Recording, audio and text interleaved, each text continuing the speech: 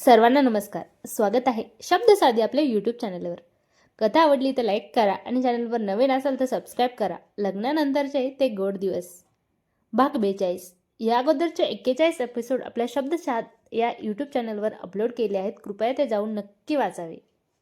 चंद्रा, तू असा तुझ्या चांदणीसोबत नेहमीच असतोस. ज्या दिवशी चांदणी आकाशात नसते त्या दिवशी तू सुद्धा नसतोस. तू त्या चांदणीसोबत एवढेच प्रेम करतो. एवढेच प्रेम माझा प्रियांश माझ्यावर करतो का? बोल ना तू. तू तरी सांग. कुणाशी बोलू, कुणाशी मन मोकळे करून सांगू?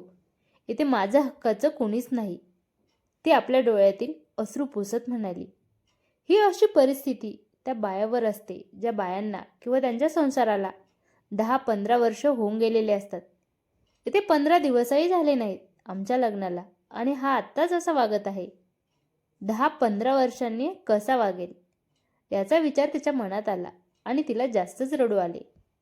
प्रियांश, मी तुला बघून तुझ्याबद्दल काय काय विचार केला होता आणि तू मात्र माझ्याबरोबर असा चुकीचा वागलास.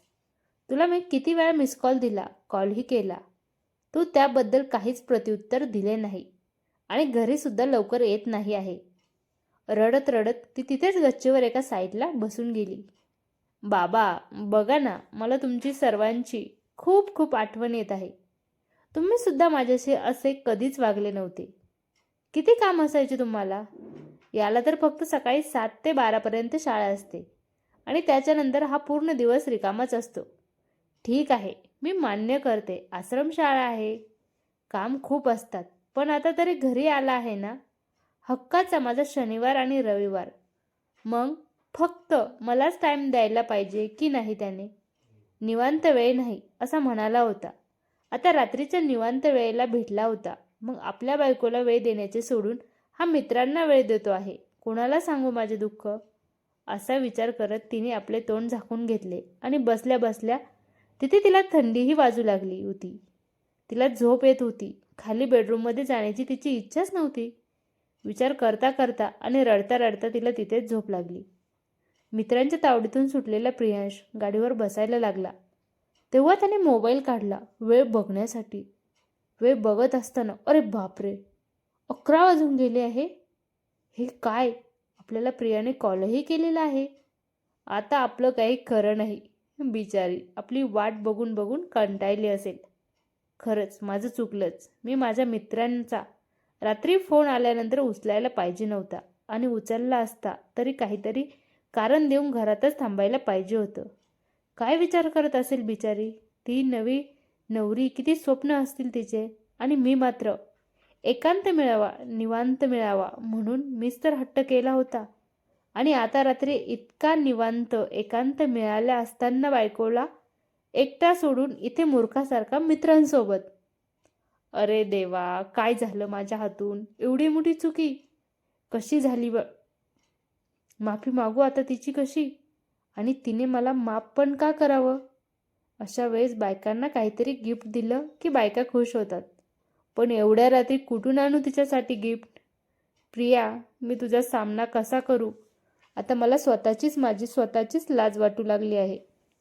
प्रियांशला सुद्धा आपल्या स्वतःच्या वागण्याची लाज वाटू लागल्यामुळे तो गाडीवर बसला. गाडी स्टार्ट करायच्या आधीच विचार करू लागला. ज्या मित्रांना भेटायला आला होता त्या मित्रांमध्ये एक मित्र म्हणाला, काय रे, घरी जायची इच्छा नाही का अजूनही? वहिनी, अजूनही जा ना बाबा, आम्हाला त्रास देण्यापेक्षा घरी जाऊन तिला दे ना, ती हक्काची आहे तुझी. मित्र त्याची चेष्टा करू लागले. प्रियांश रागाने त्यांच्याकडे बघत म्हणाला, मित्र असावे तर तुमच्यासारखे. चांगला मी तिच्याजवळ बसलेलो होतो. आमचा रोमांस मस्त रंगात आलेला होता आणि तेव्हा तुम्हीच मला फोन करून बोलवून घेतलं आणि आता माझ्या रंगात भंग टाकल्यानंतर मज्जा करत आहात, माझी चेष्टा करत आहात. बघतोच तुमच्याकडं. आता पहिल्यांदा तिच्याकडे जाऊन तिची माफी मागतो, मग तिच्या पाया पड, तिचा गुलाम बन, असे सगळे एका स्वरात म्हणून मोठ्या मोठ्याने हसायला लागले. ती म्हणेल तेव्हा उठायचं, ती म्हणेल तेव्हा बसायचं. तिने म्हटलं, पायदाब तर पायसुद्धा, ते पाहिजे ते. हा हा. सर्व मित्र अतिशय क्रूरपणे हसत होते. अरे मूर्खा, तुला समजायला पाहिजे होते कोणत्या वेळेला कोणाला महत्त्व द्यायचं. ते सुद्धा तुला समजत नाही का?